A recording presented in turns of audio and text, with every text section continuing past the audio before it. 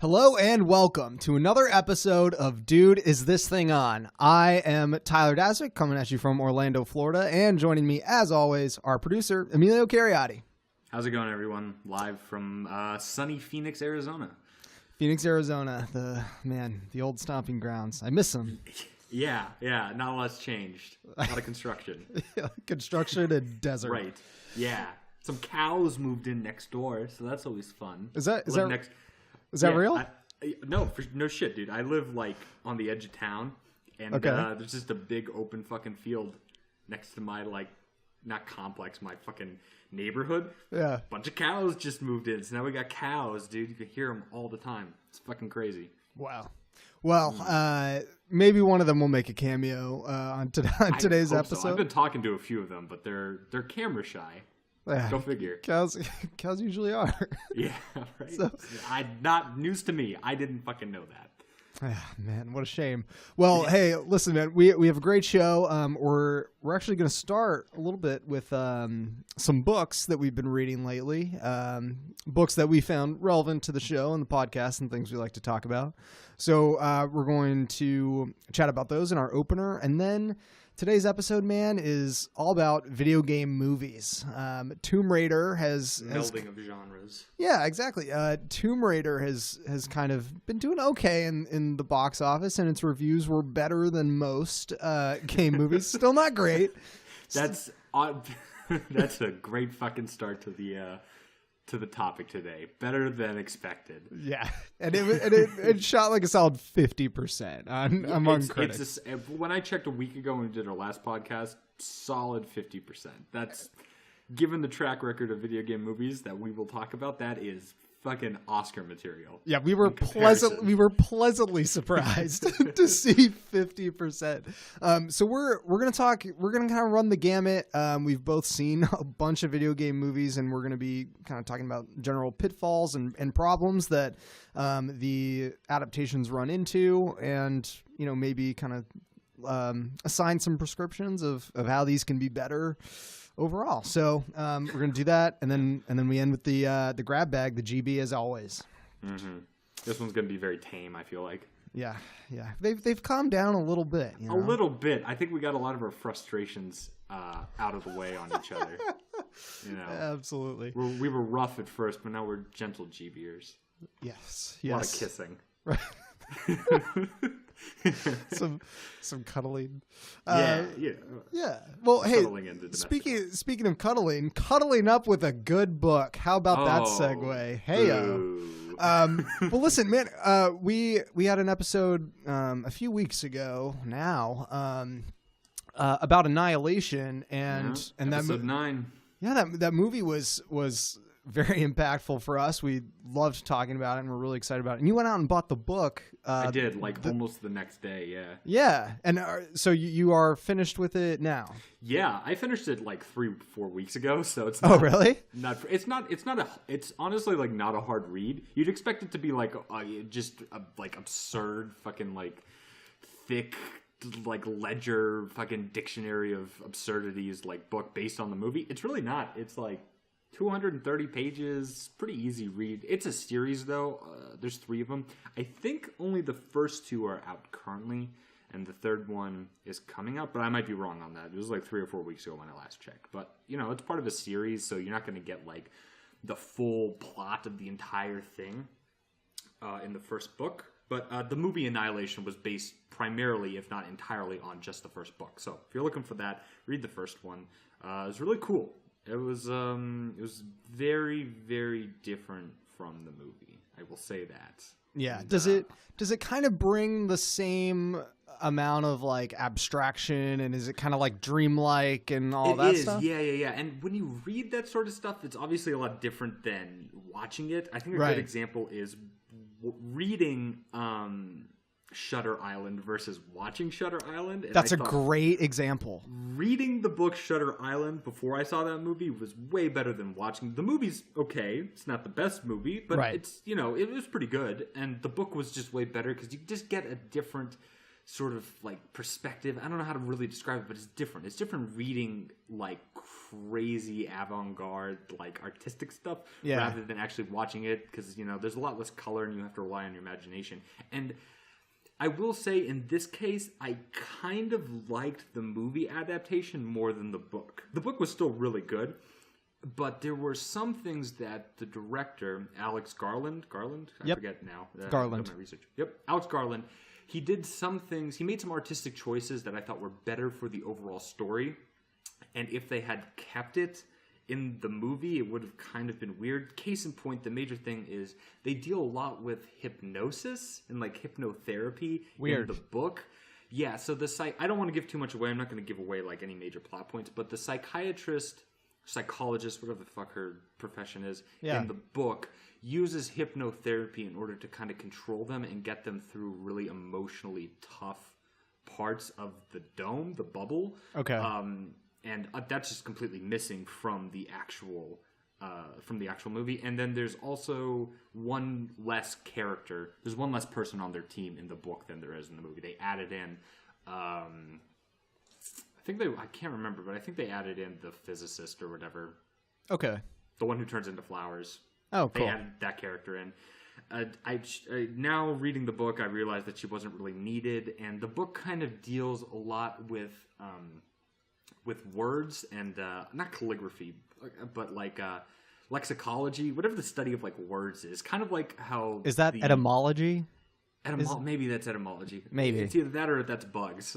Whatever it is, I think it's etymology. It kind of deals with that a little bit more than like kind of how visually the movie dealt with like visuals. So because I mean it makes sense, it's a book, so words are a little bit easier to get across in a book than something that's visual.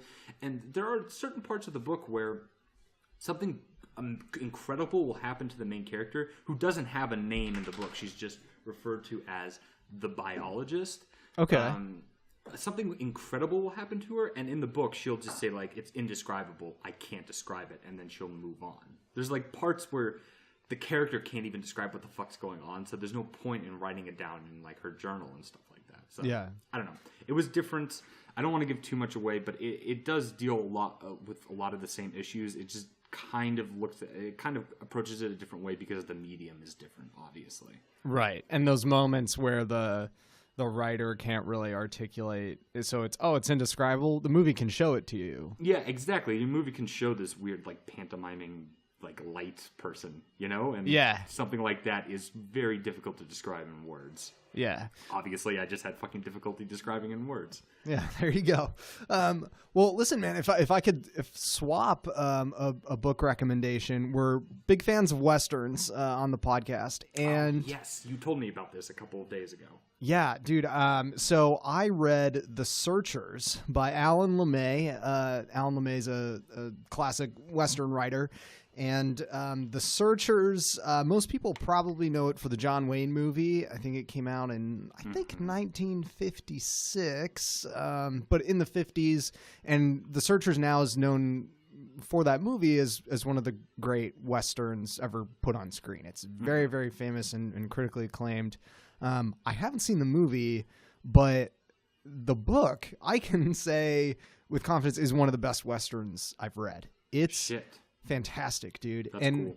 It kind of treats everything similar to like a Larry McMurtry or a Cormac McCarthy. Everything still is really minimal and kind of stripped down, but there is like something I know that you put a lot of stock in. There's a great attention to detail in terms of just like a lot of the actions that the characters take. So the Searchers, the title describes these two guys who are hunting down, chasing this Comanche war party for like years through the Southwest because they kidnapped this young girl on a raid. Yeah. And the combat scenes are some of my favorite action scenes that I've come across in a book in the genre, because you'll get stuff like, you know, they see the Comanche ride over, and the Comanche are in a very specific formation that you can tell he researched. That's how they ride into battle in like a single file formation and all this stuff. And this is the first action scene in the book. And when the cowboys and the search party see the Comanche coming, they tie their horses' legs together and topple them so they can crouch behind them and use them as cover. Jesus. Yeah, that's like, cool, though. I mean, that's really like, cool. That's like almost some... I'm sure that's like anecdotal that the author had heard through like 2 or 3 generations of people actually having to do that, you know? And that's just valuable... Not like information, not that I would ever tie up horses' legs in a war party, but it's just cool that that's probably what people fucking did, like in those sort of circumstances 150 years ago. That's awesome. Yeah, it's super cool. It's super not romantic. Like horses are treated like pretty poorly. Yeah, right. Well, obviously they're used as fucking fodder. Right. They ride them to like death periodically and like cycle through them. I mean, it sets itself apart in that way from a lot of Westerns where the characters kind of know they're in a Western, you know, so they reminisce. I'm weirdly. Sure the movie probably does that because of the time frame that it was made. You know? Yeah, maybe a little bit. So that's The Searchers, Alan LeMay. It's really good. That's kind of my short little plug for it. Awesome, really authentic seeming, and kind of unromantic Western. It's great. Awesome, dude. All right, man. I gotta check it out. Let's get to video game movies. Jesus Christ. Okay. I know. It's like, let me know if you have flashbacks, all right? Yeah, I just get it out of the way. I have a long, sordid history with video game movies. I was telling Tyler, like, before the show started that back in, like, the mid-2000s, from, like, 2004 to, like, 2009 and 10, just fucking people were pumping out video game movies, like, really low-budget shit that definitely didn't make theaters. Right. And it was just a massacre. It was a massacre of the genre. It really was. Like, I think it tanked the genre. It's going to take 100 years of, like, mediocre video game movies to claw its way back from the damage that was done in those short, like, 6 years, pretty much. Yeah, the culture was set back significantly. It really, really was. So what were some of those movies that you were taking in? Well, one that I really want to talk about is the Far Cry movie, mainly because the Far Cry game is coming out tomorrow, so it's a nice little tie-in. Yeah. But just full disclosure, a lot of these movies are attributed to one man. It's a focal point of shit that connects, and it's the one fucking dude whose name is Uwe Boll, spelled Uweboll. He is German as fuck, and that is important for why this guy is able to get away with this fucking massacre of the genre. But he is responsible for such movies as Alone in the Dark, considered the Citizen Kane of shit movies. He is also attributed to Far Cry, as I said, the Blood Rain movies, in which the first one, I honestly don't know if he did the first one, but if he did, he did. Okay, good. He sincerely wasted the time of I can't even remember his name. The guy from House of Sand and Glass. He's British.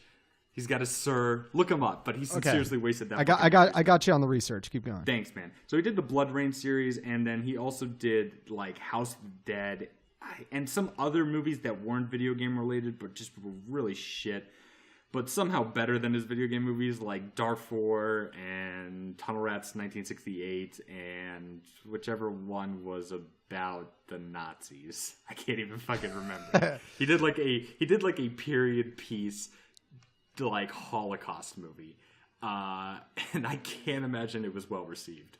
Very dark fucking stuff. But I want to talk about Uwe Boll for about 2 seconds before we jump into it, just because we're gonna get kind of into the nitty gritty of how video games are made, and this guy has a very specific way of doing it that's just fucking awful. So, in Germany, there is this guy named Uwe Boll, and he is an air quotes director who somehow conned all these fucking video game companies into signing over the rights to their movies for him to make their shit fucking movies. Big one is Far Cry. When he made that game, Far Cry I don't think the third one had come out yet, so it was still kind of like an unknown franchise. Yeah, there was the first couple, and the second one was really good, but it hadn't hit that cultural hotspot as the current Far Cry series. Yeah, the movie, for context, came out in 2008, so I think we're looking at 2 Far Cry games at that point. 2 Far Cry games. Yeah, well, there were some smaller spin-off ones on like the PC back in like the early 2000s, but Far Cry 2 was the last major installment, and because of that, he was able to get the rights to it and make just a fucking abysmal fucking movie that has nothing to do with anything. And here's how. This is the genius of this man, because if he was just a little less crazy, this guy would be Scorsese. I swear to fucking Christ. This guy would be the Spielberg of video game movies instead of the Uwe Boll. But in Germany, apparently, there is a loophole with financing movies that says that if you finance a movie using German production companies, German companies to make it, like set design, fucking production, all the behind the scenes shit, if you film it in Germany, if you use German actors, the German government will subsidize the movie. So he can just like buy out a whole bunch of fucking expensive German shit, German production, German actors, all that shit, spend a whole bunch of money making the movie, film it in his native fucking country, and then when the movie bombs, the German government just pays him all that money back. And so whatever he makes off a profit by selling it to Netflix, which he absolutely did to Far Cry, that's how I fucking saw it. Wow. Anything that he makes in theaters, if anyone fucking sees it, he pockets. Because he doesn't have any debt left over from making this shit movie, because the German fucking government just paid €1 billion for him to make it. And so he did that over and over and over and over and over again for like 10 years of shit movies. Wow. And was probably making bank, which is the genius part of this fucking guy. Yeah, that's like really shrewd. Right? But he's fucking insane. This guy's crazy. This guy's insane because he thinks he's the greatest fucking director who ever lived. And he's gone on record like chastising other directors like Michael Bay and calling Michael Bay shit, which, let's face it, of professional big name actors, Michael Bay is the Uwe Boll of Hollywood. Yes. But even his shit movies are still better than anything this guy could fucking make.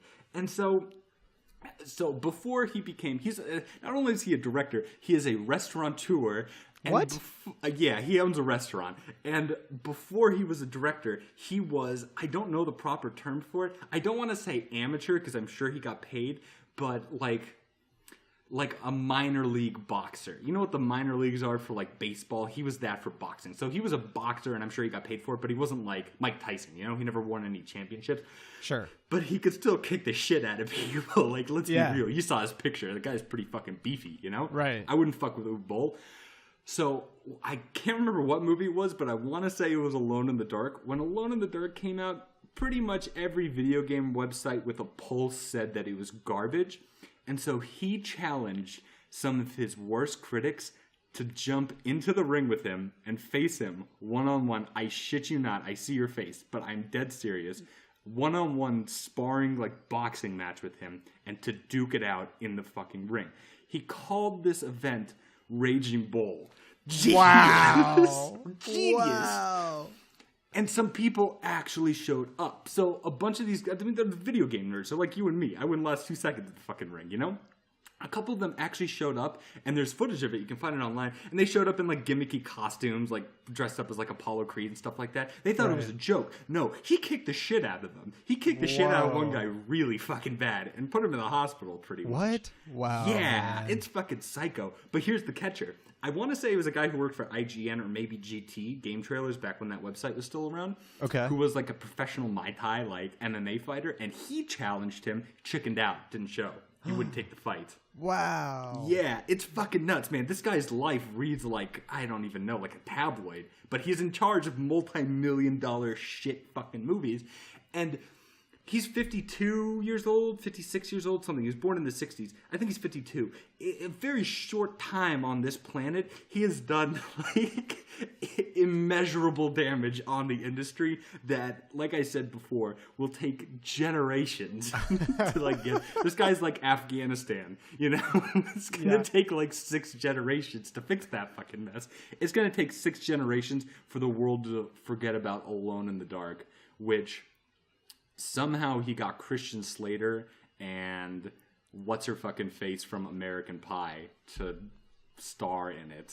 Dude, he weirdly pulls. So going all the way back to Blood Rain, I just pulled up the IMDb. Ben Kingsley. That's the guy okay. He I was gonna say got to do that movie, bro. Ben Kingsley is in this. Michelle Rodriguez is in this. Yeah. Billy Zane also, and then randomly Meatloaf. Like, dude, I don't know who does his casting. He does his casting. There's actually a really good part in this thing is not yet rated. This movie is not yet rated, which is a really cool movie on how the MPAA like rates movies.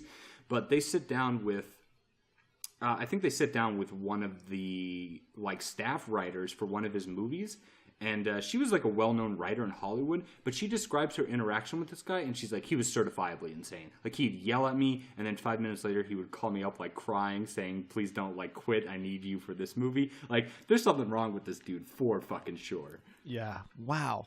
And Christian Slater stars in Alone in the Dark opposite Tara Reid. Yeah, Tara Reid. That's It was it was really fucking bad. But here's the thing. Here's why the movies could potentially be good if this guy wasn't attached to it and he wasn't insane. But the industry as a whole isn't too far off. There have been plenty of other video game movies that have been made that are just as bad, and Uwe Boll had nothing to fucking do with it. So it's not just him, you know? It's like kind of this industry as a whole. Yeah, and so that's kind of where we're headed is why, as much as certain people have exacerbated these problems, I kind of want to try and figure out why in the sort of genre, if you can call video game movies a genre. You can. Yeah, sure. Like, why in the genre as a whole has it been unsuccessful and hasn't led to good stuff? So I right before we hopped on, I watched as much as I could of the original Tomb Raider, the Angelina Jolie. Oof. Both of them, or just the first one? Because you know there's a sequel. I know there's a sequel. I think the sequel has Daniel Craig in it too, which is just awesome. Dude, no, that's the original. Oh, really? He plays like her love interest. Yeah, I was real disappointed to see him, to be honest. It was really rough. And then I watched, I did not watch very much of Mortal Kombat from 95, I think. Yeah. And that's it just CGI though. Dude, it's so bad. But it kind of had me thinking, like, and even with Uwe Boll's career, you get a lot of different kinds of games getting made into movies. So, I mean, you kind of have the action adventure of Tomb Raider that's kind of like, okay, yeah, you can see that, but then I find that to be the most popular. Yeah, but then there's shooters, there's like arcade games like House of the Dead. There's survival horror like Alone in the Dark. Far Cry, Silent Hill. I forgot those were also fucking. Oh my gosh! Yeah, you're right. Wing Commander. But then Mario. They made the fucking Mario movies with like Bob Hoskins or whatever his name is from Roger Rabbit. Yeah, I mean John Leguizamo. Right, and then you get fighting games like you have Dead or Alive was made into a couple movies. Oh yeah, right, that's right. God damn, there are a lot of really fucking bad movies. Yeah, they're all terrible. I think the most recent Tomb Raider, we were joking, but that is the best video game movie, right? I don't think anything's broken like probably 50 or 60%. Yeah, our reviewer here at the website was a big gamer and huge Tomb Raider fan, and I was talking to him about it after he went and saw it, and he's like, "Yeah, it's probably the best video game movie ever made." It's like, wow. Oh, shit. God damn, dude. So I come to this. So I mean, here's kind of where I want to head. Like, I see something like Mortal Kombat, and I just have so much trouble putting myself in the shoes of a producer, as apart from just like let's capitalize on IP and something that's popular and just make a movie out of it. Yeah. Why would you think Mortal Kombat would make a good movie? It seems like it wouldn't at all. It's not. You answered that question perfectly. They're capitalizing on IP. They have a game that's really fucking popular, and a lot of times they're a couple years late on this stuff because they have to really get like kicked in the ass a bunch to be like, oh, Mortal Kombat's a really popular game. You know, their grandson has to talk to them about it before like they realize how popular it is, and then they're like, awesome, let's make like a cool $3 million off this fucking movie. And they put in minimal effort, and they get a shit ton of money. I don't know how much. I have no idea how much money Tomb Raider made, the most recent one. I bet it went black. I bet it wasn't in the fucking red. It was making a profit. I bet. I can look that up. It had a pretty surprising opening weekend. I know it did the typical drop. Tomb Raider might. I mean, I think we're still waiting on a lot of international. I was about to say you have to wait on like the Chinese market and then DVD sales, which I know DVD is not a big thing anymore. Whatever, on demand, whatever, streaming. That is such a big part of the equation that people don't take in. You're not going to know how much money a movie made until like 5 years after it's released, pretty much. Okay, so Tomb Raider, new Tomb Raider, $94 million budget. Domestic, it has made $41 million in 2 weekends, which about as expected. But internationally, man, here you go, $170 million. There you fucking go. There you go. Its worldwide gross in 2 weeks is $211 million. So it's already made $120 million. They will make a sequel. There will be a sequel easily, and that's the problem. They're just like chasing money. They don't give a shit about the game at all. It's the same thing with Uwe Boll. He didn't give a fuck about Far Cry. He just wanted to pocket like $2 million and open up his stupid bratwurst restaurant. That was it. That was the plan. And fuck it, dude. They're not. That's bravo. Like, hats off, dude. You made it. That's way more success than I'll probably fucking have. Yeah, I mean, I just think like it's weird because on the one hand you can take it from that angle and be like, okay, well, you know, let's get some fans of the games to come in and make movies, but from the other side, I can make an argument just as easily that no, fans of games shouldn't make the movies, because then you run into the problem of these sort of direct translations that we get. I know, like, right? Dude, Mortal Kombat is so hard to watch because there are so many characters, and they make no effort to introduce you to anybody. So I'm trying to remember everything I knew about, you know, playing Mortal Kombat, like 15 years ago, and being like, oh, like I don't recognize that character, I don't recognize that, and literally, man, like a dozen people are introduced in 5 minutes, and like, because this was before MCU, and so if that genre had existed back then, there would have been a movie for every fucking character, and everyone would have been caught up, you know? Imagine if they did Avengers 2, and then no other movies behind it. It was just Avengers, and then it was just all of the fucking characters kind of coming out, and you get 15 minutes to get introduced to Captain America, you know? Right. That's essentially what that is. Because there's like 15 or 20 characters from Mortal Kombat, and there's a Street Fighter game, too, with Jean-Claude Van Damme that does the same exact fucking thing. Because you know, those movies start where the game starts, and it's the character selection screen, and you have all these people in front of you, and so that's the danger, right? Like, you can't just translate it, because if you're going to translate Mortal Kombat, you're literally starting with 30 people, and that means there's no story, there's no arc, there's nothing like movie-ish about it. You're watching a casting call. It's gross. Well, I think that goes into one of our questions: are what type of video games should be made into movies and what shouldn't? And so right off the bat, I think arcade fighter games are fucking no. You got too many characters. Unless you want to focus on a story of 2 of the 30 characters and then that's it. But people probably won't turn out for that if they don't like playing as that character, as stupid as that is.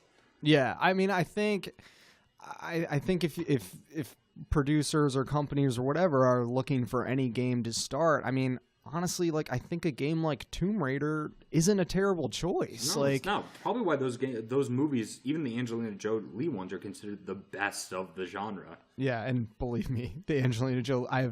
We will talk a little bit more about the Angelina Jolie movie. It's very bad, dude. Oh yeah, it's such a perfect example of like early 2000s action movie. Yeah, my gosh. I mean, but I think like Lara Croft is a good character, and she, you know, like, especially in the later games, is going through changes, and she's developing his character, and she's changing and evolving, and all this stuff that you want as a protagonist in a movie. And so I think that can always be a good starting point. And then, you know, I think, and I want to ask you about this, because I feel like the other half of it is, you know, the games that kind of get rumored a lot, that to be made into movies. I mean, the video game movies, like Halo, The Last of Us.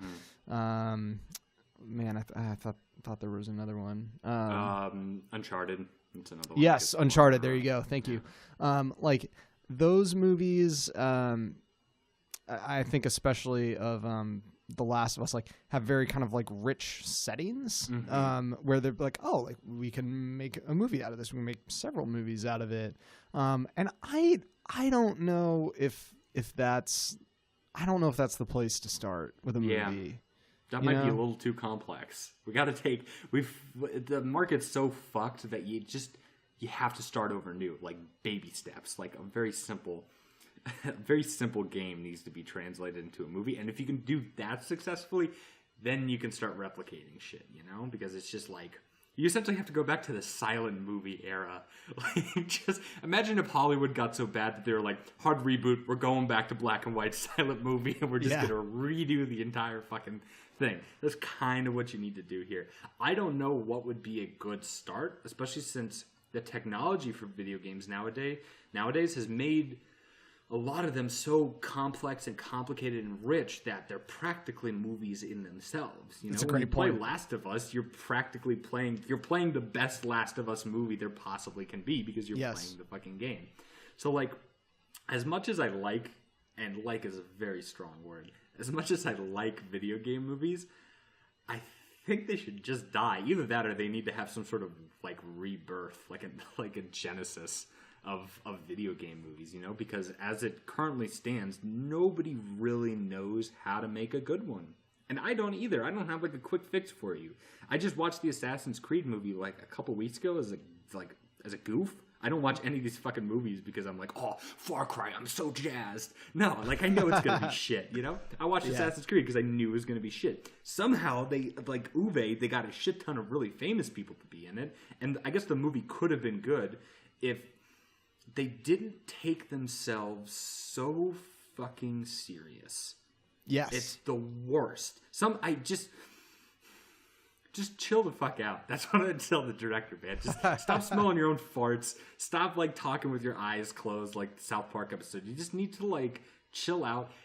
Play the game, first off. Understand what you're making.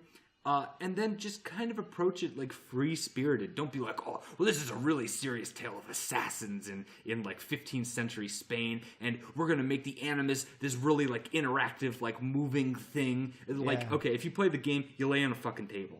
The action takes place like in the world that you're doing, so I don't need to see what the fuck's his face, the main character. Desmond. Jumping around. Desmond, yeah. Although whoever it was in the movie, I can't remember who. I don't remember anything about that movie. It's a blur of stupid.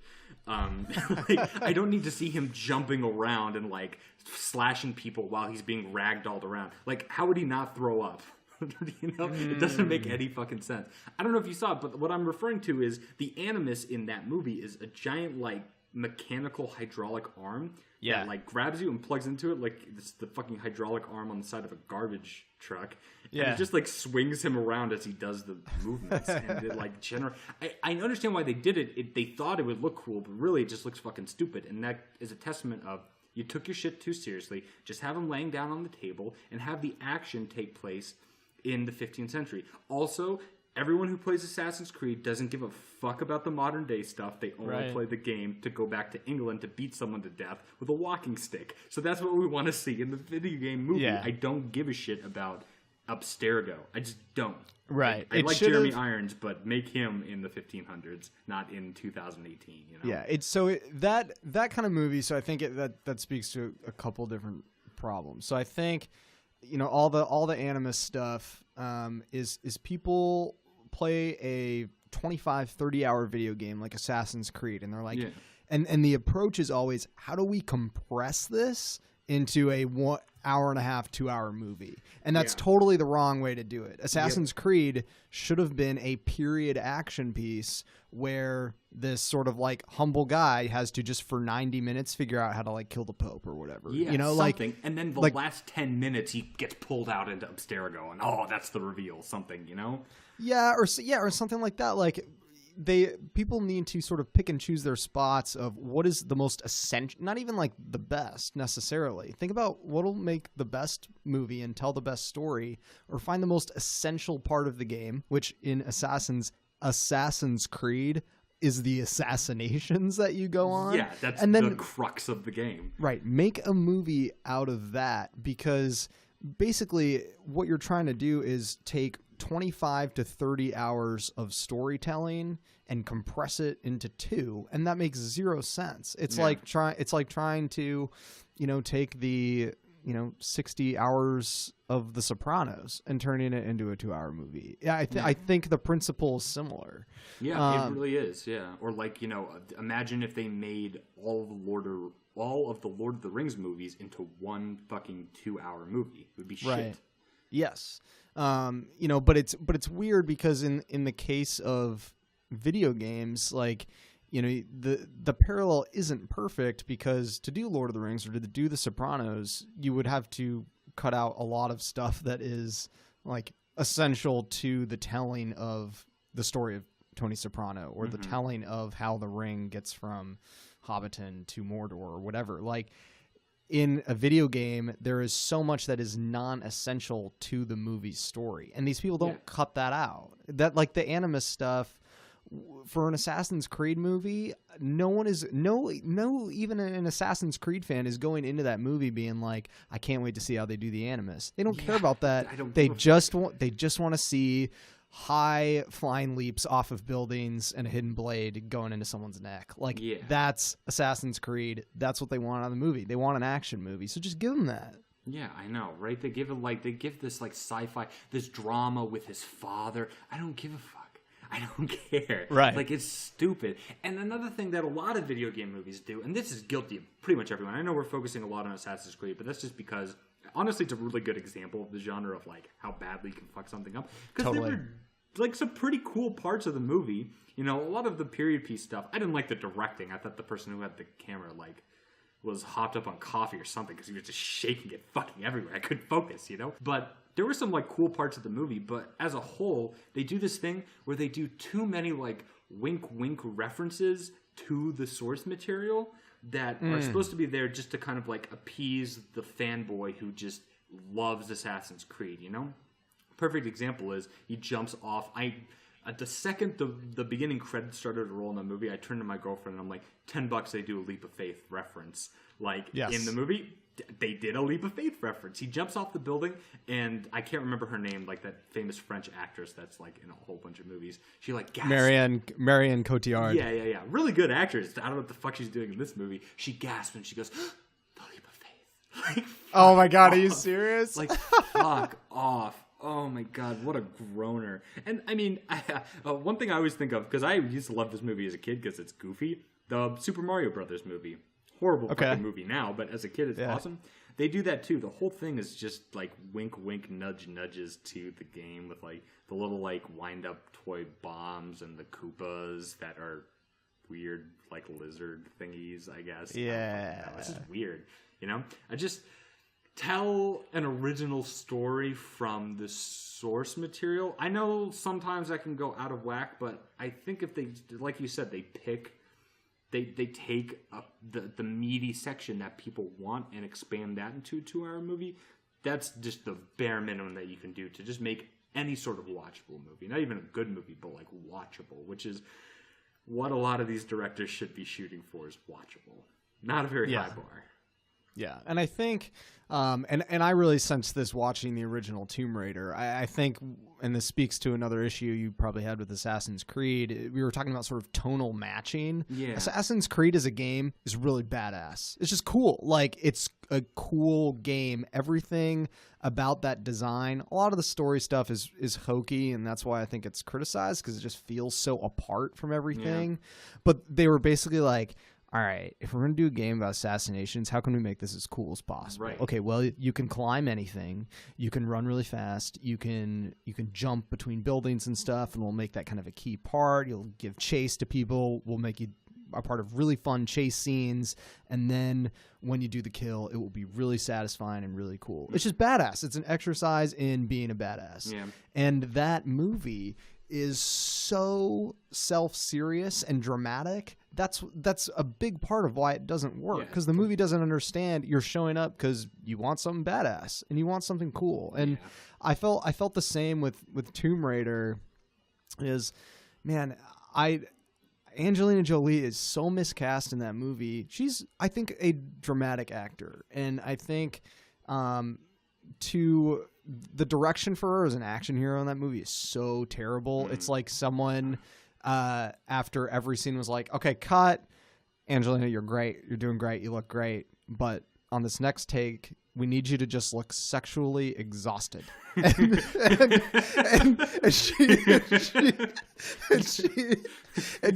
she always has this like half open mouth, like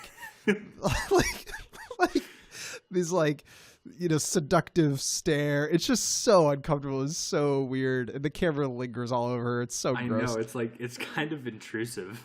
You know? Yeah, exactly. It's like weird.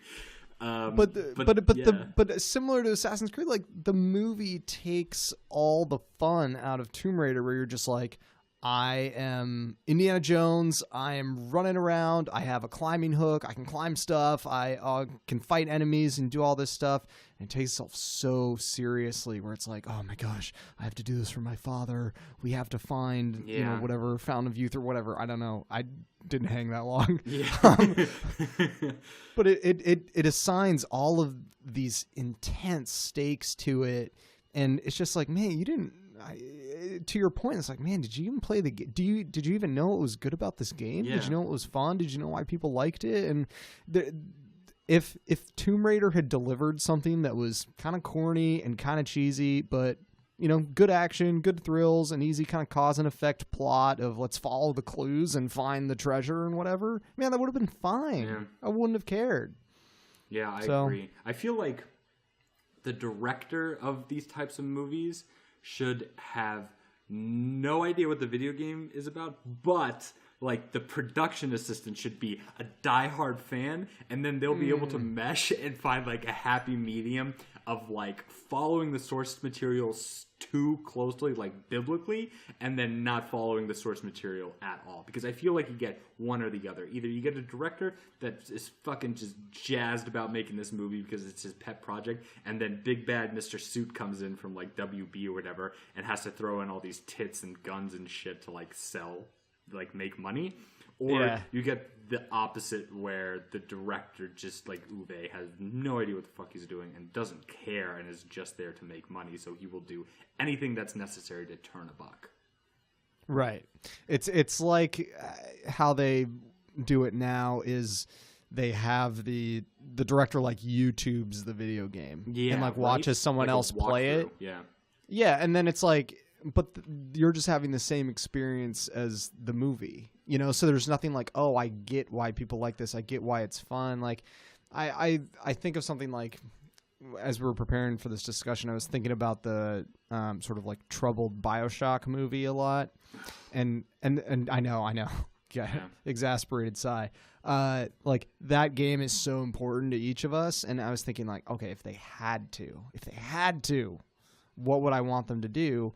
Don't tell me the story of the game. Yeah. Like if anything, you know, I don't want that translated. Again, I don't want it translated. I want it adapted. And I would consider a movie that's just about Andrew Ryan, or about the creation of the city, Yeah, or something. focuses on the fall of the city, where this uber successful mogul who built this utopia and had this huge vision, Andrew Ryan in Rapture, has to sit and watch it all fall apart. That must have been devastating. Yeah. There's a really interesting character there. Yeah, and exactly.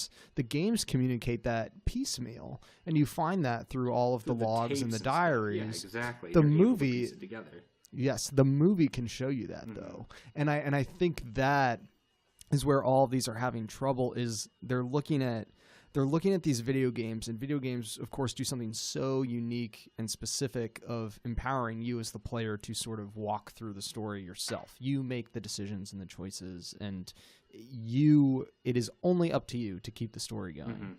But no one looks at that and then is like, what specifically can a movie do? Something that's more passive and you kind of got to sit and let it happen to you. What specifically can a movie do that will tell this story differently? Exactly. I don't think anyone is doing that. No, not at all. There's just, it's getting lost in translation, man. And like, I know your favorite question is to ask, like, what would you do? What's the one thing you would do to make this? I have no idea. Like, that's a great start, but even then, somebody could fuck that up pretty easily. You know, you just hope that what we really need is like an experienced adapter of books to take a look at a video game. And I think, honestly, we were talking about it a little bit earlier, Alex Garland is probably a good choice, because when we were talking about the Annihilation thing, I don't know if we recorded this, but you and I were talking about how he's actually like super into video games, and he really likes them, so he took that kind of approach to doing Annihilation, and I can see probably some influences there. I don't know if I'm just reading too much into it, but... Oh, dude, The Last of Us, from a visual standpoint, is all over that movie. Over that movie, right? It has to be. There's no way that's just coincidence, especially someone who has admittedly said that he's into video games. Like, he would be a good fucking start.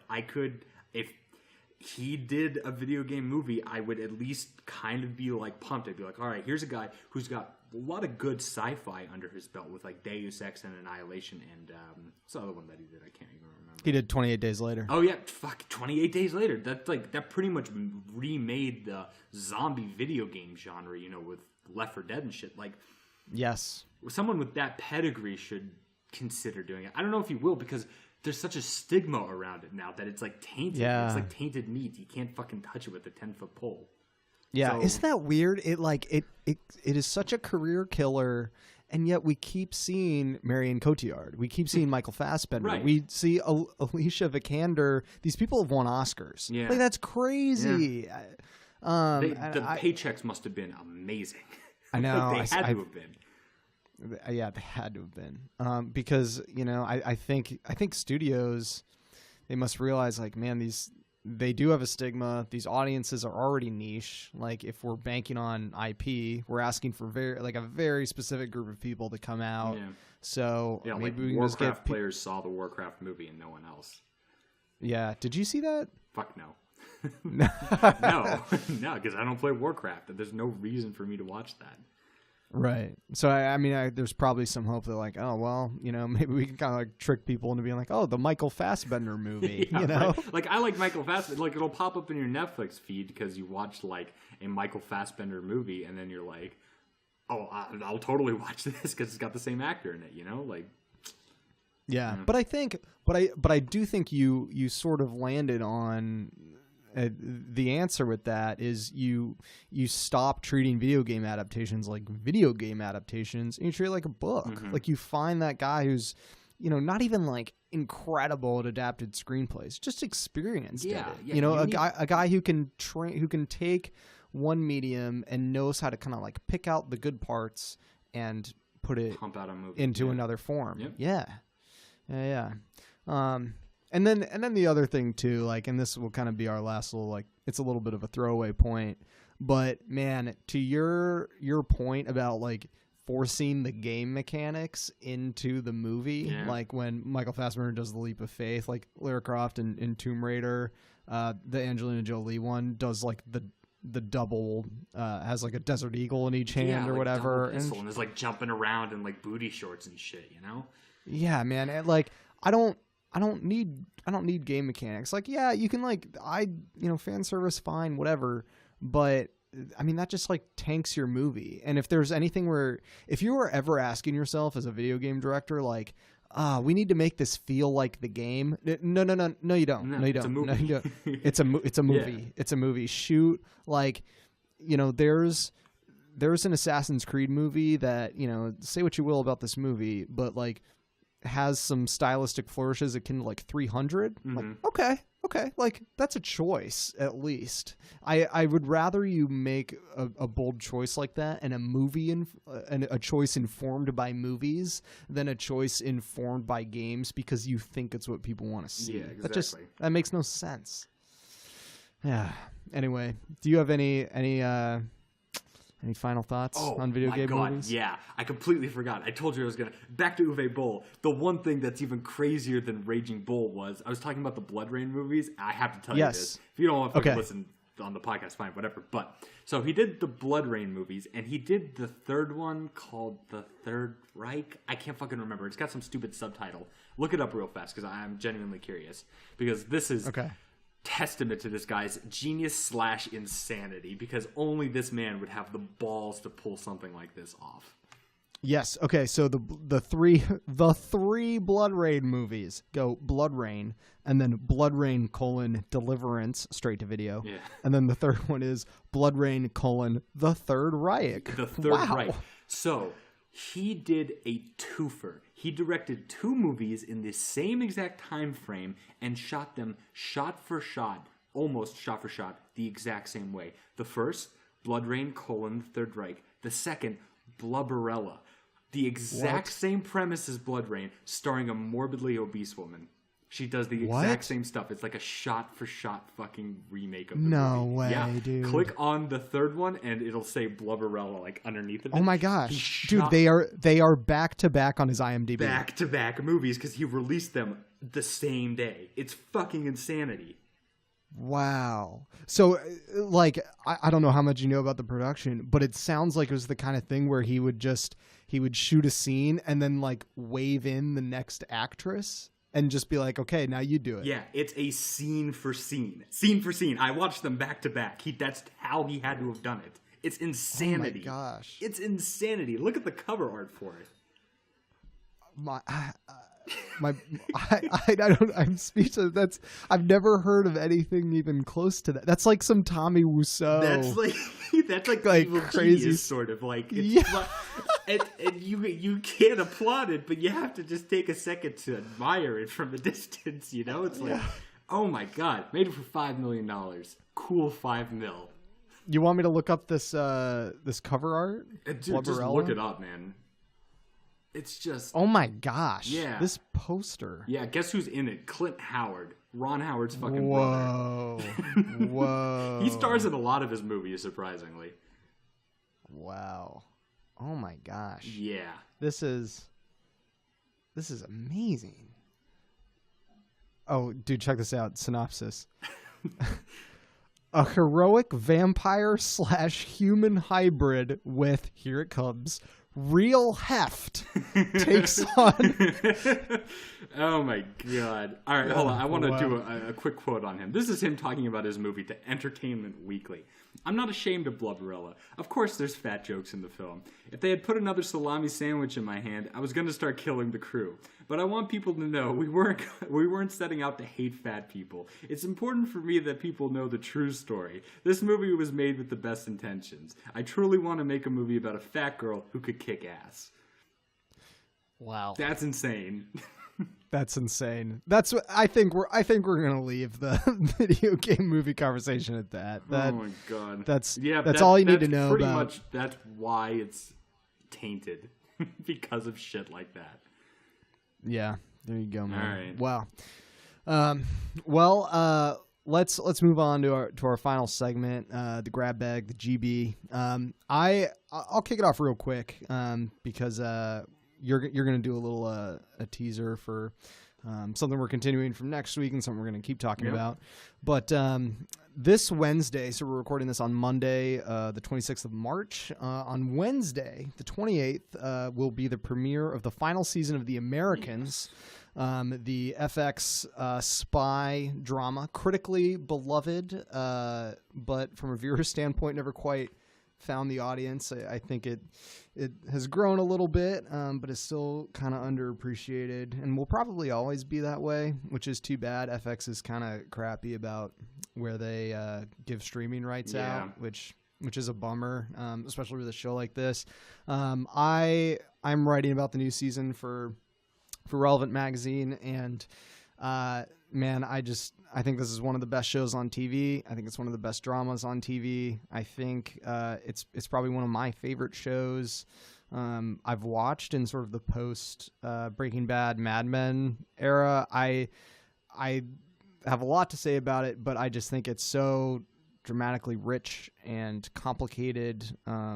It is both like singular and exists sort of apart from everything else as this period Cold War piece, but just inevitably from what's going on with Russia right now, is you can tie it to so many modern things. But I think like if there's any draw to the show, it has probably the two best characters on TV in terms of how well they're written and how well they're acted.